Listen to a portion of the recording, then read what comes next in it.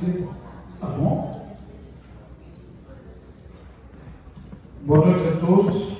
Pai do Senhor Jesus. Amém. Está cedo, tranquilo. Vamos direto ao ponto, né? Por causa do tempo. Com certeza Deus vai nos abençoar. Que a graça de Jesus esteja com todos vocês, sua família. Bom te ver aqui. Novamente nos encontrar. Com certeza Deus já está falando nessa noite. E o propósito aqui é adorar a Deus, ter comunhão com Ele, desfrutar de sua presença e da sua palavra. Sempre quando você vier para este lugar, venha de casa com um propósito em mente, o que você vai fazer aqui, o que vai acontecer, né? É bom que saiba isso. Não venha simplesmente por vir, mas venha sabendo o que você vai fazer aqui. Isso é muito importante. Oremos. Pai, graças te damos, porque o Senhor é bom e a sua misericórdia dura para sempre. Grande é o seu amor para conosco. Nesses minutinhos tão preciosos que temos, Espírito Santo usa sua bondade, sabedoria e fala conosco. Abençoa o nosso coração e nos traz sua clareza daquilo que nós precisamos da tua parte. É assim, Deus, que nós te pedimos, pela fé, em nome de Jesus. Amém, querido? Apenas 2 versículos. Salmo 51, 10, já é bem conhecido, e Mateus 24, 12. Nesses 2 versos estão os elementos daquilo que a gente vai refletir rapidamente essa noite. Eu estou aqui na dependência de Deus, porque nesse mês de novembro deixei escalado em todo o pessoal, mas aprove na necessidade, eu supri a necessidade, né, na ausência, na falta de um irmão nosso, está em viagem. Então, o Salmo 51, 10 diz o quê? Cria em mim, ó Deus, um coração puro e renova em mim um espírito reto. E Mateus 24, 12 diz: e por se multiplicar a iniquidade, o amor de muitos esfriará. Diz todos, né? De muitos esfriará.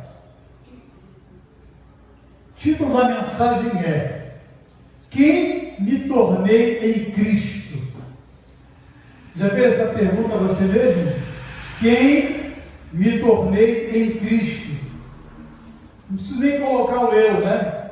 Deixamos o eu em outro plano. Quem me tornei em Cristo?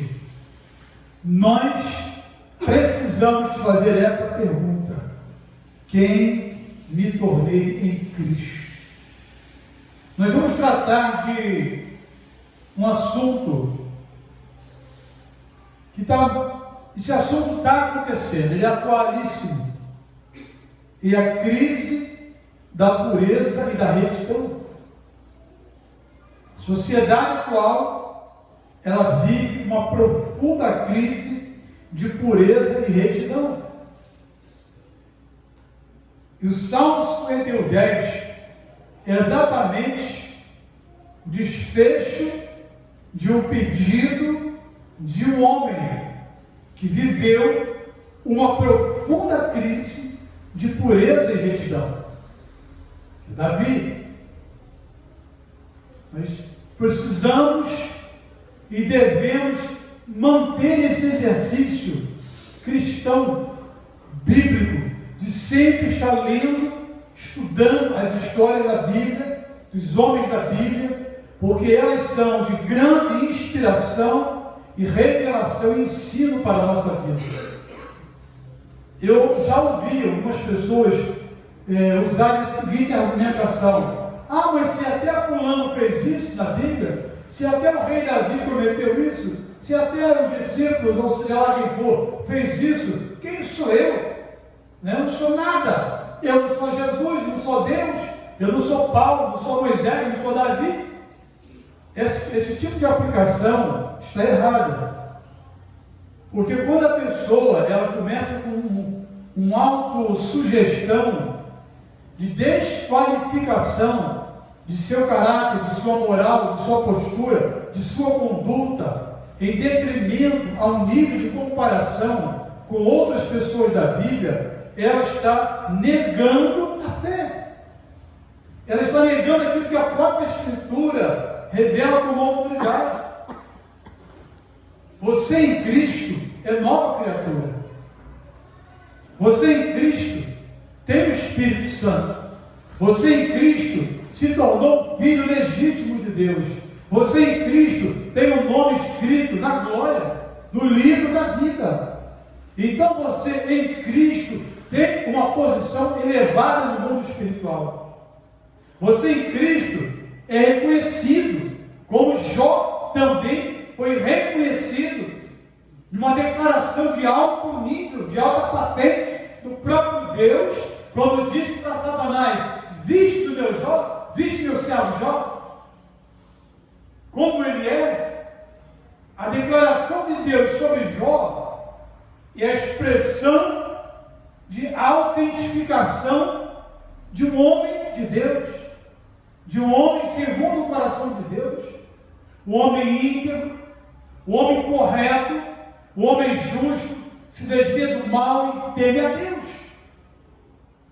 É nesse caráter, é nessa postura que nós devemos basear a nossa busca, o sentido de quem nós somos, de quem nos tornamos em Cristo.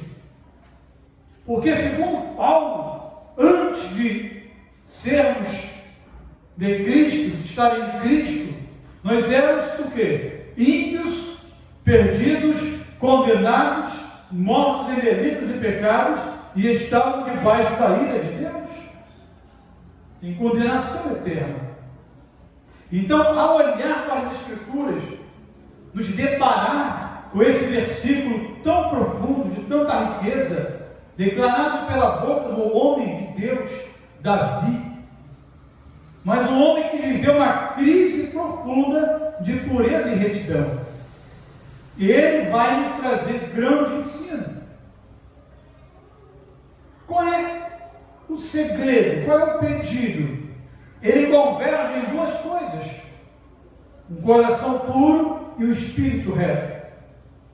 Quem eu sou de verdade por dentro, no meu mais íntimo, e quem eu sou naquilo que eu faço, naquilo que eu me relaciono com as pessoas. A pureza interior deve revelar a minha retidão, a minha pureza, minha retidão interior deve revelar a minha pureza exterior. Um coração puro e um espírito reto. A minha retidão interior deve revelar a minha pureza exterior. Um homem puro de coração, um coração bondoso, um coração que carrega atributos, um coração que carrega traços divinos de Deus, da imagem e semelhança do Criador. Então vamos pescar um pouco de significado para isso, rapidamente. A crise da pureza e da retidão. Qual é o conceito de pureza? O que nós podemos compreender, o que nós podemos ver nos dias de hoje? Quando nós pegamos essa declaração de Davi, nós também pegamos uma outra declaração do próprio rei Davi, quando ele diz: longe de mim um coração perverso. Está no Salmo 101. Não porém coisa má diante dos meus olhos. Salmo 101, primeiro, segundo, terceiro versículo. Pode colocar? Salmo 101, o 1, o 2 e o 3. Traz para nós uma clareza tão profunda de um impacto, de uma mexida, de um sentido, de algo interior, de uma busca, de um propósito tão realista, mas que também é o enfrentar de uma crise. Cantarei teu amor e a tua justiça. A ti, Senhor, cantarei louvores. Portar-me-ei com inteligência no caminho reto. Quando virás a mim? Andarei em minha casa com um coração sincero. Não porei coisa má diante dos meus olhos. Aborreço as ações daqueles que se desviam. Nada disso se me pegará. Mas é o quarto que vai dizer: longe de mim o coração perverso, não conhecerei o mal.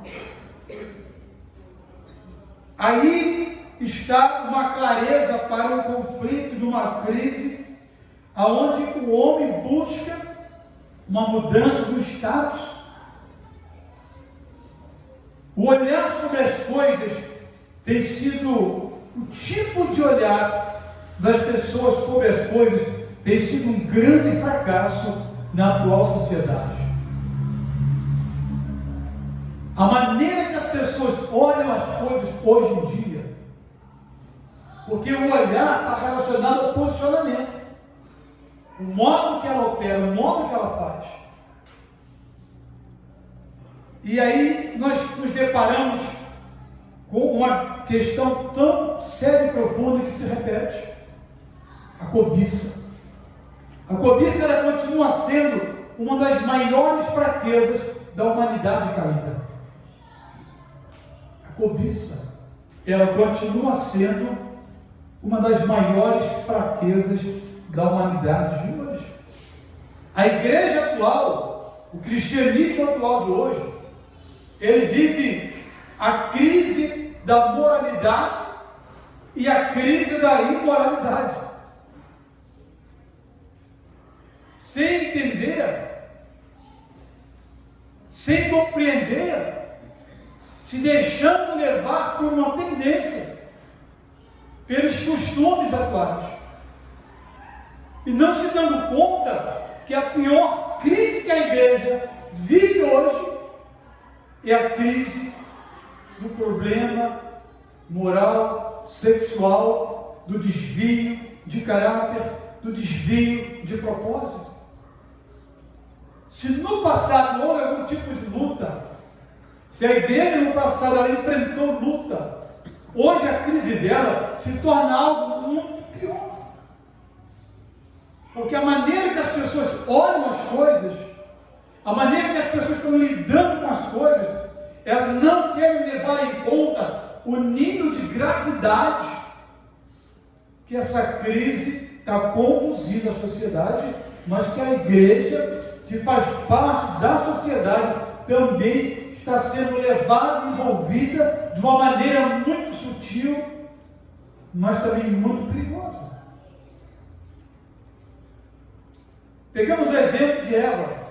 Eva se deixou levar pelo apelo da serpente em contemplar exatamente o que não devia. A gente vê que a sociedade de hoje, e todo o contexto, a comunidade também cristã, está caindo nesse mesmo erro, nessa mesma fraqueza. E se deixar levar pelo apelo da serpente, em contemplar exatamente o que não se deve contemplar. O que aconteceu ali no Jardim do Éden foi que a mulher, ela entregou a pureza que ela tinha em troca de descobrir o que uma experiência de provar um fruto proibido iria lhe proporcionar. Ela exatamente ela fez isso. Ela trocou, ela entregou seu estado de pureza, Adão entregou o seu estado de pureza, simplesmente em troca de descobrir, viver uma experiência de provar algo proibido e ver o que aquilo iria lhe proporcionar de fato. Porque talvez pior do que aquilo que a serpente propôs e falou para ela, era aquilo que dentro dela já havia sido despertado. Tanto é que ela poderia ter ignorado a serpente. Ela poderia ter confrontado a serpente ao dizer: você está mentindo, você está torcendo aquilo que Deus disse, ou melhor, você está torcendo, manipulando o que eu disse. Mas chega um ponto, quando o interior do ser da pessoa já não precisa nem mais confrontar com aquilo que dizem, com aquilo que estão te oferecendo. A própria pessoa acaba caindo em uma fraqueza profunda interior, a ponto dela própria se deixar levar, se entregar aquilo ali. Então, o que é que isso revela? Isso revela uma crise profunda de pureza e retidão. A maior perda da sociedade de hoje e da igreja cristã de hoje não é perda de status social, não é perda de pessoa, dinheiro, fama, não é perda dessas coisas materiais. A pior perda é a perda da pureza e da retidão, porque é uma perda eterna, é uma perda espiritual que vai se desencadear uma série de outras coisas. O ser humano, a Eva no jardim do Éden, o Adão, caiu no conto, na mentira, experimentou o maior fracasso de vida, de sua vida. Deu lugar a muitas outras desgraças ao duvidar do Criador. Então as pessoas estão caindo nesses contos, nessas mentiras, simplesmente para viver uma experiência. Primeira maconha, primeira cocaína, primeira trança, primeiro jogo, primeira aposta, primeiro isso, primeiro aquilo. Não estou condenando ninguém, não estou para ser juiz de ninguém, estou fazendo uma reflexão. Sabe por que eu falo isso? Porque eu não tenho a experiência dos outros, mas eu procuro me colocar no lugar do outro. Eu sei que não é fácil. Quer ver uma coisa que não é fácil? Até aparece aqui hoje de manhã cedo. Uma coisa que parece simples, mas que não é fácil. Uma pessoa que tem o vício do cigarro, no tabagismo.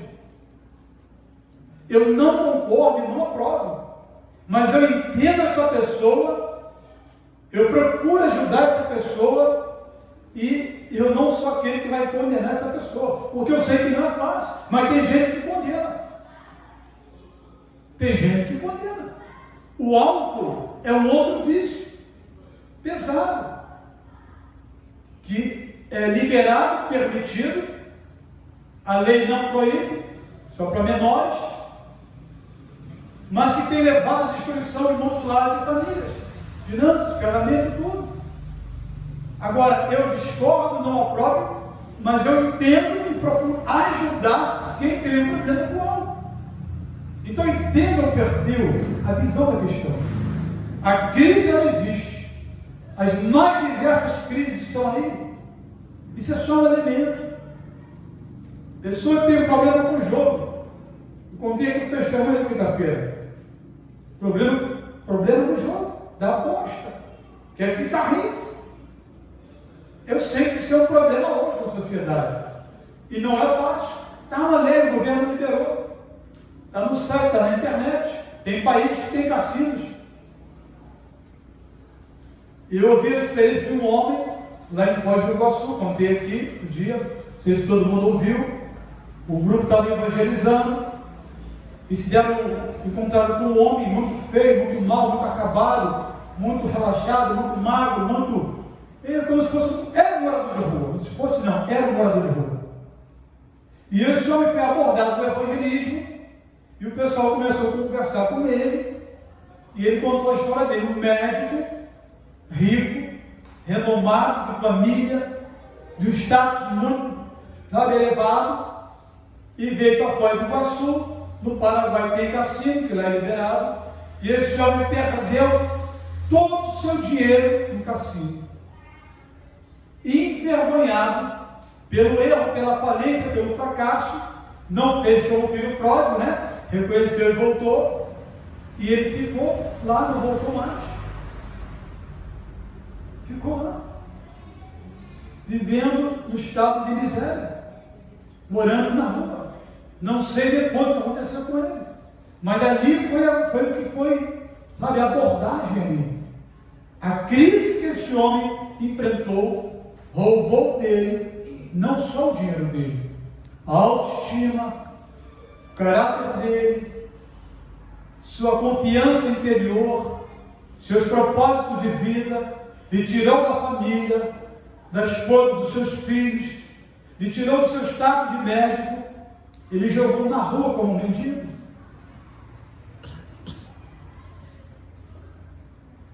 A crise da pureza e da retidão, ela vai se avolumando em um status muito ruim, porque ela vai revelar os problemas mais profundos dentro do ser humano. Ela muda o seu status de um olhar que não via a nudez para um olhar de impureza e vergonha. Quando Deus chama Adão e a Eva para conversar, ele fala assim: nós tivemos medo, tivemos vergonha e vimos que a gente estava nu. Eles perderam o status de um olhar de pureza, de retidão, para o status da impureza, da vergonha e do medo. Ainda hoje nós estamos lidando com muitas pessoas que estão vivendo essa mesma crise. Só que aí tem duas coisas aí. Eu vou falar mais abaixo. Retidão por si só já diz qual é o seu propósito. É caminhar em linha reta, sem desviar para a direita, para a esquerda. Retidão, caminhar em uma reta. Agora, quando a pessoa toma um olhar em outra direção, quando ela escolhe um outro caminho, ela abre uma outra vertente, ela toma um atalho, ou outros caminhos, e sai do caminho principal, ela quebra esse princípio da retidão, vai acontecer uma série de coisas no caminho.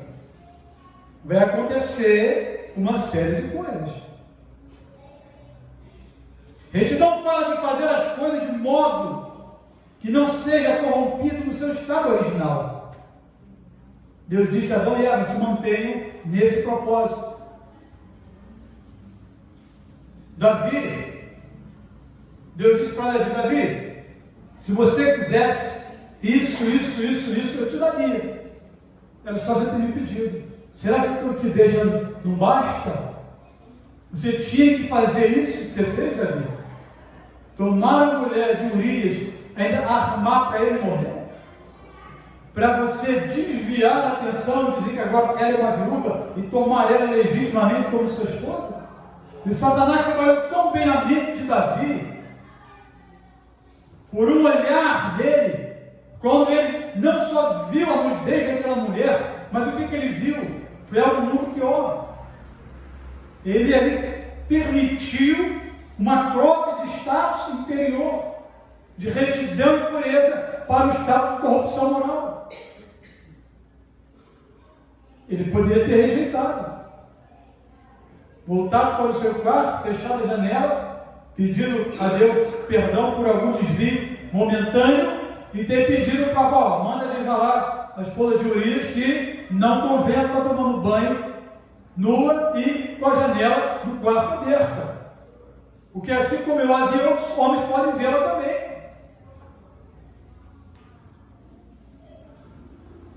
Mas mesmo ela, a ver do céu, estamos no quarto dela, nua, tomando banho dela, ninguém tem o direito de invadir a privacidade do outro. Mas se por um descuido alguém entra na privacidade do outro, o que não devia, ele pode se consertar e voltar atrás. Mas aí é que está o problema aí. É que a corrupção que já existe dentro do coração do ser humano evolui e é acessada naquele momento, ele dá exatamente lugar à continuidade daquele pecado. Foi quando ele desejou, mandou chamar, fez o que tinha que fazer, armou um esquema para tirar fora o marido dela e tomou ela como mulher. E daquele ato sexual, ela engravidou. E uma semana depois, o que ele gerou nela morreu. Porque aquilo que é gerado na corrupção, na mentira, no pecado, na falcatrua, morre. Não sobrevive. Não sobrevive. O que mais nós vemos hoje em dia aí no sistema de hoje, na atual sociedade, é a corrupção, é o desvio de conduta. O que mais vê aí, todo dia no jornal, a Polícia Federal prendendo, indiciando, processando e prendendo, porque o nível de corrupção é tão alto que não dá tempo de prender todos os corruptos. Que a tendência da crise, da retidão, da pureza, é que o pecado cada vez mais se avoluma, em vez de diminuir. Deus fez Adão e Eva puros. Agora, por ouvir a serpente, os seus sentidos foram manipulados e o inimigo os induziu à desobediência, dando crédito às suas mentiras. Vou repetir para vocês. Deus fez Adão e Eva puros. Deus não fez Adão e Eva com o pecado ou com o desvio já pré-estabelecido dentro deles. Deus fez Adão e Eva segundo a sua imagem e semelhança, para que não se culpe a Deus. Ah, foi Deus que me criou. A falha de Deus, o erro do fabricante. Ele que deveria ter tratado isso. Não. Deus fez o homem segundo a sua imagem e semelhança, puro e reto. Mas o mais puro e reto, por ouvir, dar ouvido e olhar aquilo que é corrupto, que a serpente já estava ali corrompida, e ela manipulou os sentidos, e induziu a desobediência, e levou Adão a dar crédito às suas mentiras. É isso que o diabo faz. Ele vai sutilmente convencer as pessoas de que aquilo que elas fazem não tem nada a ver, não é nada demais, é apenas uma falha, um erro, um problema. Quando a palavra diz que isso é pecado. Jesus alerta sobre duas coisas que funcionam e impulsionam uma a outra. O pecado, ele faz esfriar o amor, e a perda do amor faz aumentar o pecado, a iniquidade. Está lá em Mateus 24:12. O amor a Deus deve levar os homens a obedecer o Criador e não a aborrecê-lo. Assim como o aumento da iniquidade faz esfriar o amor, a perda do amor aumenta cada vez mais o pecado e a iniquidade. Um está para com o outro. Agora, olha que interessante sobre a frieza. O frio, o estado de frio, da baixa temperatura, o frio em si, tem duas ações sobre o corpo humano. A primeira é de algo que traz um certo conforto e relaxamento. Como muitos dizem, que friozinho gostoso, que delícia o frio, gosto muito do frio. Mas no frio eu me sinto muito bem. Eu prefiro mais o frio. Talvez alguns de vocês já falaram isso. A primeira coisa é algo que traz um certo conforto e relaxamento. Mas à medida que esse frio vai aumentando, aquilo que antes era prazeroso se torna incômodo, ruim e leva à morte.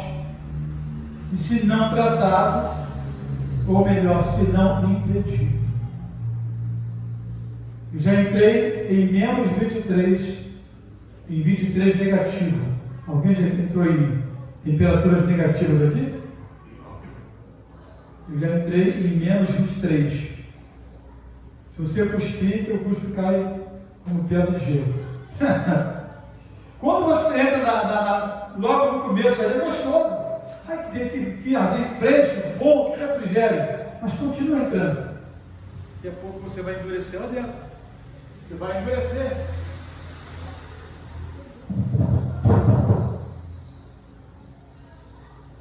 A pessoa vai endurecer lá dentro. Porque o frio, ele faz isso. A frieza moral, a frieza espiritual, a falta de amor, fervor e paixão por Deus. No começo a pessoa se sente tudo bem, está tranquilo, não tem nada acontecendo. No começo tem uma nuance de normalidade.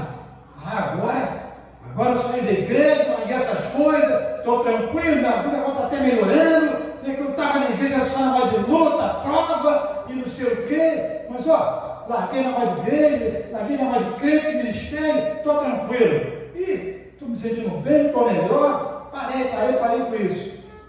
A frieza é assim. A princípio parece que era gostosa, tranquila, aquele refrigério. Mas à medida que esse frio vai aumentar, ela vai levar à morte. Vai levar à morte. Assim é o esfriamento em todas as áreas da vida. Vai esfriando o amor entre os casais, vai esfriando as amizades, esfria os negócios, também afeta a vida cristã. As pessoas vão perdendo a vontade das coisas, um profundo desânimo, uma apatia, até chegar ao desejo de morrer.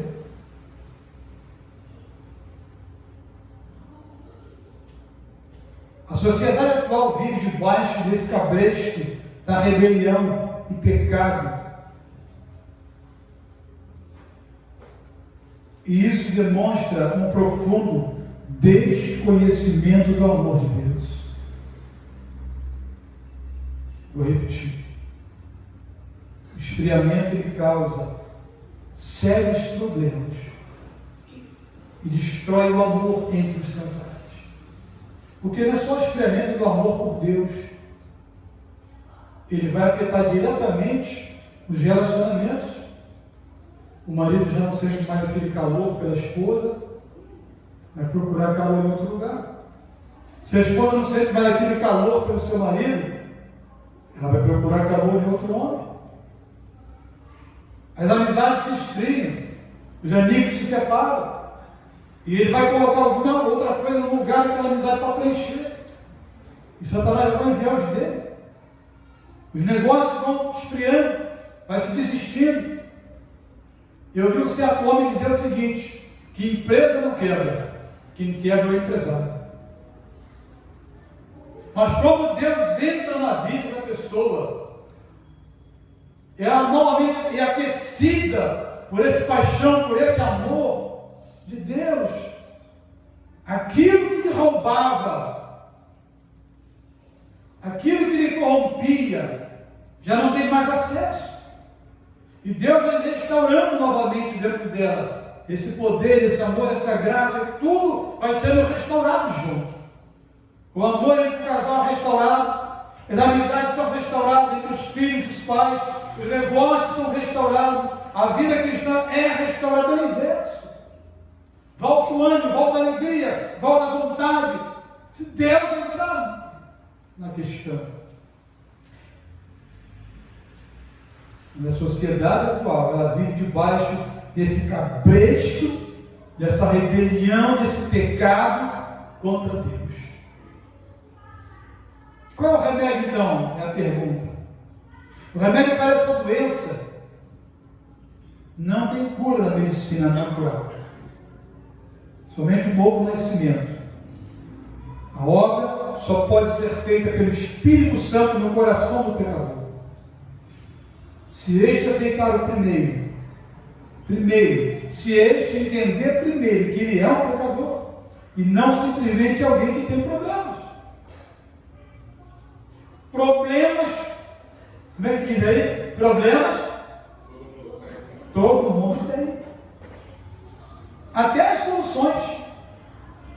Só que eles, os problemas, na verdade não nos separam os homens de Deus, nem os condena. Sabia disso? Que os problemas não nos separam do amor de Deus e nem nos condena. Só o pecado que nos separa do amor de Deus e nos condena. Porque Paulo diz lá em Romanos 8, né? Quem nos separará do amor de Deus? Aí ele faz uma lista. lá no Romanos 8, faz uma lista de um montão de coisas terríveis e ruins que poderiam nos separar do amor de Deus e não nos separam. Mas o pecado, sim, a Bíblia diz que faz separação entre nós e Deus. Então, o primeiro nível para cura, primeiro momento que vai gerar cura, é a pessoa reconhecer que ela é um pecador, que ela tem um problema no pecado, e ela não tem problemas em si. Este sim, o pecado destrói o quê? Casamento, família, relacionamento, amizade, igreja, derruba homens de Deus, escandaliza o Evangelho, entristece o coração a ponto de não suportar e até a pessoa desistir da própria vida. O pecado ele age de uma maneira tão terrível dentro do ser humano que ele não se dá conta disso. Ele acha que está vendo apenas um problema, mas não é. É uma ação do pecado que está minando as forças dele, corrompendo, tirando dele tudo. Destrói o casamento, a família, o relacionamento, a amizade, a igreja. Derruba até homens de Deus. Escandaliza o Evangelho. Entristece o coração a tal ponto da pessoa não suportar e desistir da própria vida. Fique de pé.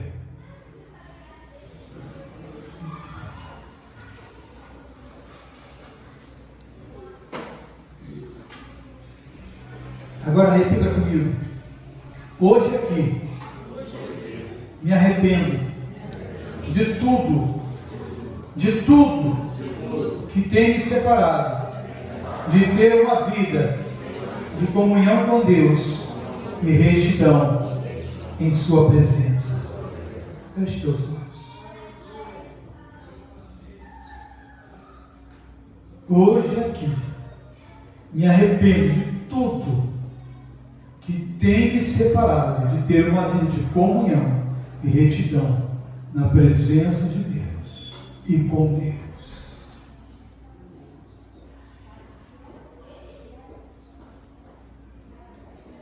Crê-me, ó Deus, um coração puro, e renove em mim o espírito reto.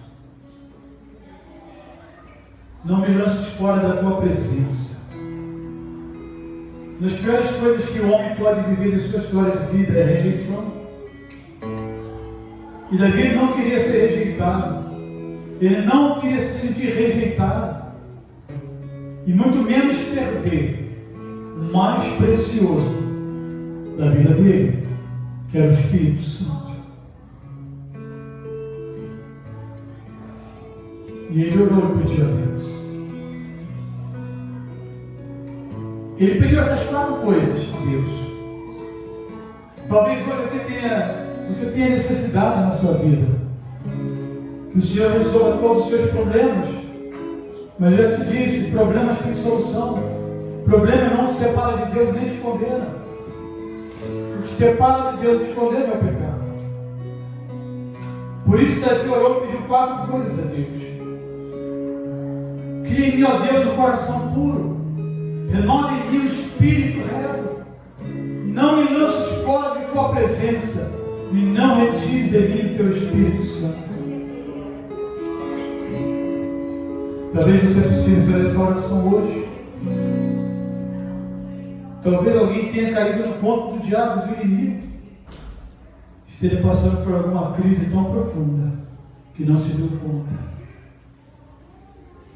Mas hoje aqui é um momento de milagre. Hoje aqui me arrependo de tudo o que me tem separado de ter uma vida de comunhão e retidão na presença de Deus e com Deus.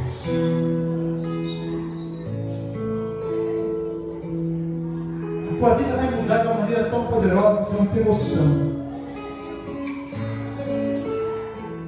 Como cantou aqui hoje, aquilo que parecia ser impossível, aquilo que parecia que não tinha mais jeito de solução. Pastor, meu marido se corrompeu, o que eu faço? A minha esposa se corrompeu, o que eu faço?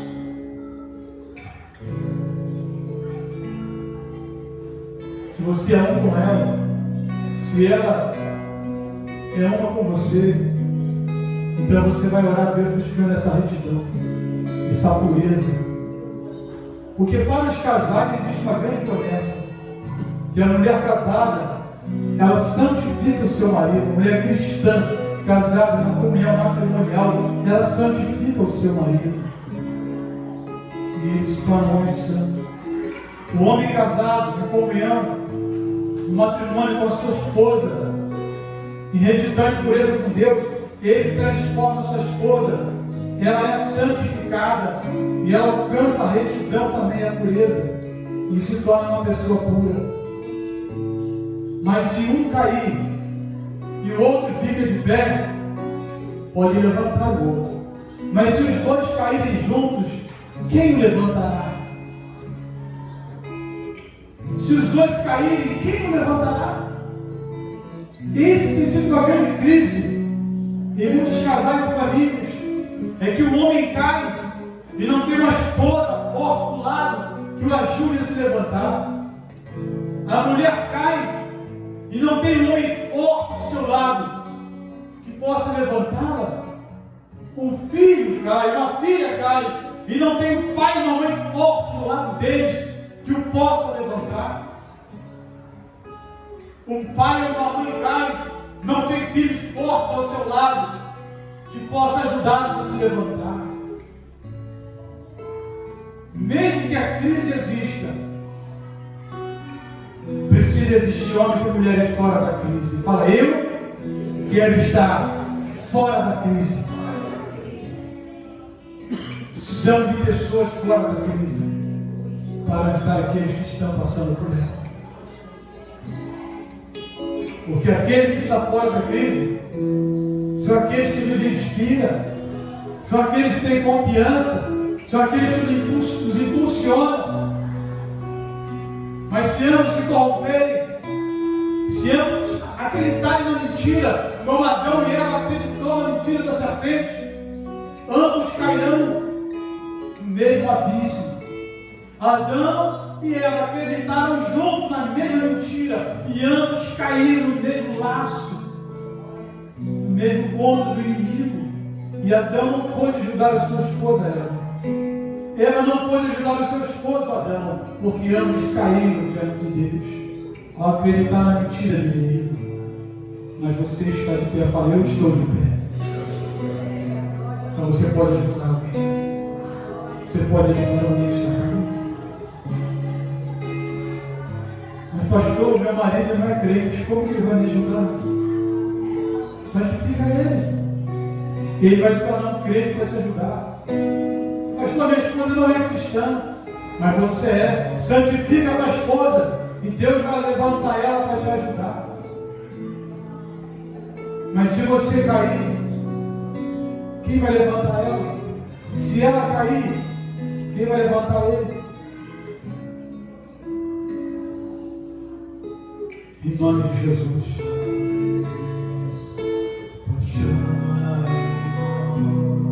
Olha nesse momento. Olha nesse momento. O Senhor está presente neste lugar. O Senhor está presente nessa casa. O Senhor está presente aqui para abençoar a tua vida, mudar a tua vida, a tua história.